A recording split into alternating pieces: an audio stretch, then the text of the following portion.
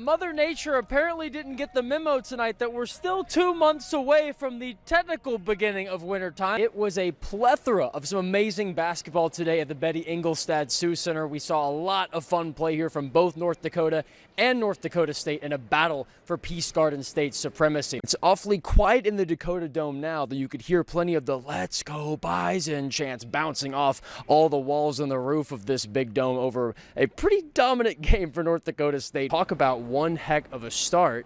14-0, number one for the first time in program history. And what does that mean to y'all to see that big one right next to MSUM's name? We can't lie to you guys and say, oh, it's no big deal. You can probably hear it behind me. That's Shanley versus Minot, the AAA game. We're only a few minutes away from getting underway, so I'll hurry up and get down there and get all the highlights for y'all coming up at, of course, 10 o'clock tonight. And the most points that NDSU allowed in any FCS game all the way back when they started Division I play. That was almost 20 seasons ago. For the North Dakota State Bison and the Montana Grizzlies, these two teams meeting in the opener last season. Bison taking it, and they're trying to deliver again here in the postseason. As we pass through mid-September, the greatest part of the baseball season arrives, and that's the playoffs. And while we're not quite into the postseason just yet, Minnesota's magic number to clinch the AL Central Division dwindles down to just 6. And now their NCAA postseason has been set. They are playing in the Maryland Heights region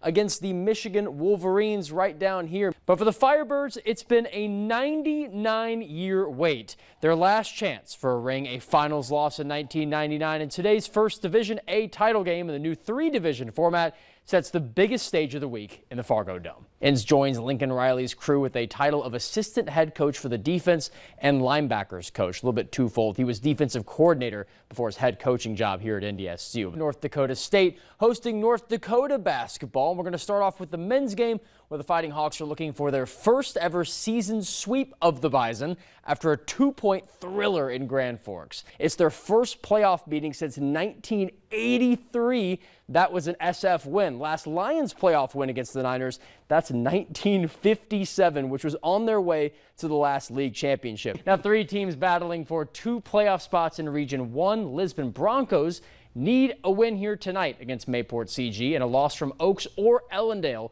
to secure 4th place in the region. They have been on a crazy tear so far this season. They started the year 16-1, 10-1 in conference play, and today they host the Concordia St. Paul Golden Bears, a team that's 8-9 following back-to-back losses. With the Moorhead Spuds and Roseau Rams battle for the Section 8 AA girls hockey title and a right to represent the section in the state tournament coming up next weekend. Moorhead trying to win their 15th straight game. Just give him a hug. This laughter is commonplace for East Grand Forks football practices as long as Messi is here. They support me. They always have my back when I need. They're always there when I need them. Messi Kalinda comes to the sport and Minnesota both from the Congo after his father was kidnapped. The family fled the country and moved to Mexico, then Minneapolis, and now East Grand Forks, where he and his mother have been for the last 2 years. I'm not gonna lie, it was hard. It was really hard. Like, just show up the first day in practice and trying to do everything the coaches say, and sometimes I wasn't able to listen what they're talking about. Just trying to do the same thing my teammates are doing. It's how fun practice today. Football more came to Messi than the other way around. Head coach Ryan Kosowski seeing his 6'2", 250-pound frame in the school's hallway last year and knowing that he was built for the gridiron grind despite never playing the sport growing up. I can tell you after that first day, like, we have a connection because he told me that I want you to join the football team. He wanted me to play, and I want to try to. His enthusiasm paid off, starting football this season and becoming a difference maker on both sides of the ball almost immediately. I mean, I've been playing football my whole life. I've never seen someone just adapt to the game so fast like him. It was quite shocking trying to see him. Yeah! You know, he's not just a big kid. He moves well, and you know, he's able to make plays out there, which is exciting, and just a guy that other teams have to account for, both offensively and defensively. So, you know, really he makes a difference when he's on the field for us. Whether it's his family and supporters in the stands or his newfound family on the field, Messi feels right at home at EGF. My mom can say that she's always there when I need her. if I'm able to be in this school, thanks to her, she have to do everything so I can be in school, be able to play sport. I just try to make my teammates happy to have a good practice and everything. With the Green Wave in East Grand Forks. Jack Wallace, Valley News Live Sports. Fans of Kindred basketball this season are pretty used to. The Viking freshman is playing like anything but fresh, dropping 18 points in Kindred's latest of their 16 straight wins to start the season. I've been playing all my life, and just to see me do it at the varsity level and with great teammates, great everyone, it's fun to see.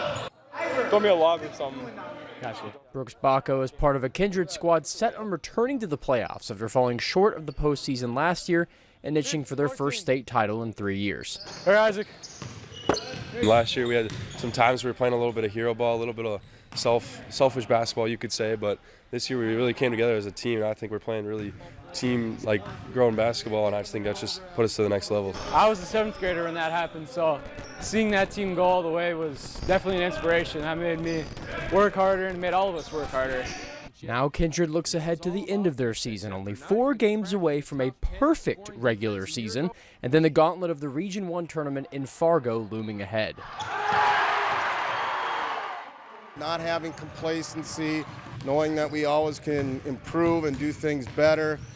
We call it a process, having to deal with adversity from time to time and learning how to play through those adverse moments in games. So despite the outside pressure and, according to senior Riley Sunram, We always have our target on our back, and then we just got to know that every night. We can't take a night off. reiterated from senior to freshman. Gabe, we all got one goal in mind, and that's to win. With the Vikings, Lucas, that's a brick. in Kindred, Jack Wallace, Lucky shot. Valley News Live Sports.